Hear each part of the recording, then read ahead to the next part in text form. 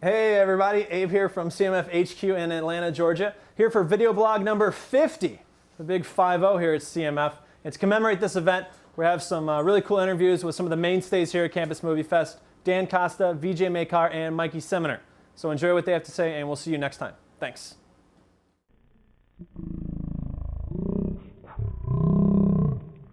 VJ here in HD for the 50th vlog. Pretty exciting stuff.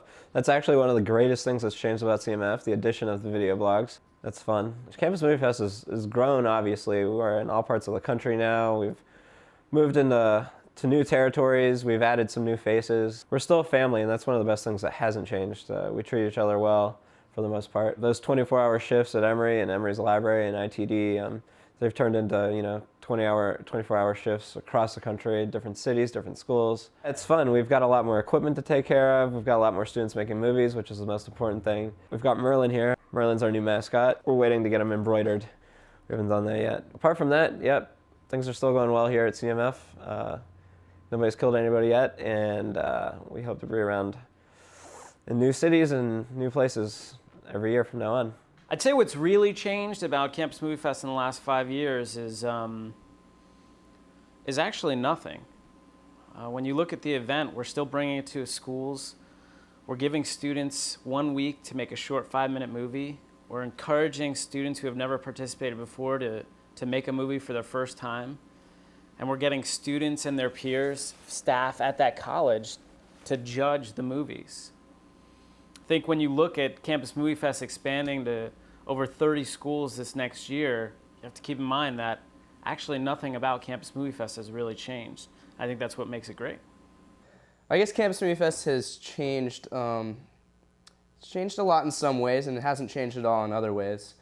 I guess another anecdote kind of may help. I just remember being in the library late at night during iMovieFest, at Emory's library, and you'd walk in at 2 or 3 a.m. and you'd see AJ sleeping in a corner under a desk, and David doing the head bob thing. He still does that. That hasn't changed at all. David doesn't sleep, and but the cool thing about Campus MovieFest is we've expanded so much. We're in California and Boston, in Florida, and we're going to New York and LA soon, which is really cool. We're able to give this experience to people all over the country and the world, which is pretty amazing. That's the best change, possibly.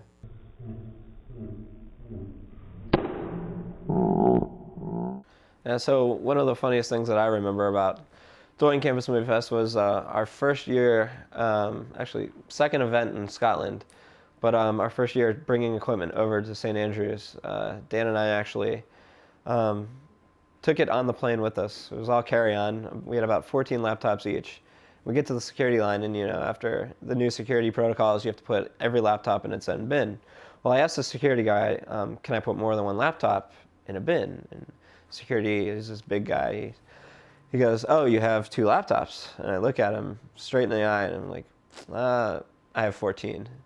And he swears rather loudly, what the whatever, are you serious? I'm totally serious. So it was funny.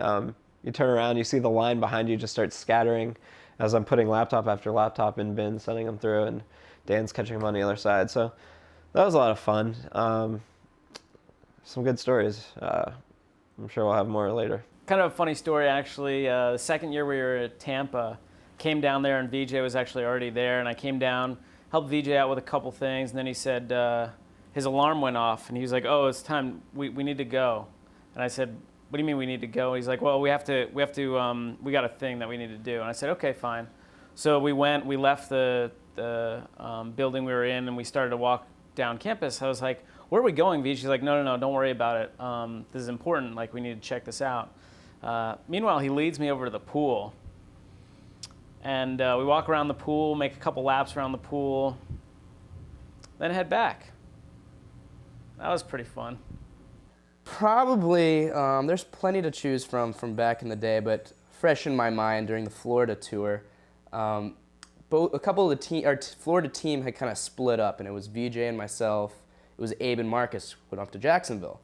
We had kind of run the headquarters out of my parents' house over in Melbourne several different times, and this is one of those times. And just VJ and I, very very close bonding session we had. I brought him back to my place, and there was already beer in the fridge. My mom had left. We had a couple drinks together. We went walk onto the dock, look at the river. I think we went in the hot tub. We may or may not have gone into the hot tub. And then we capped the night off with a nice romantic walk on the beach. After that, I'll just leave that up to your imagination. But it was a good night. It was a good night. I got to know VJ really well that night.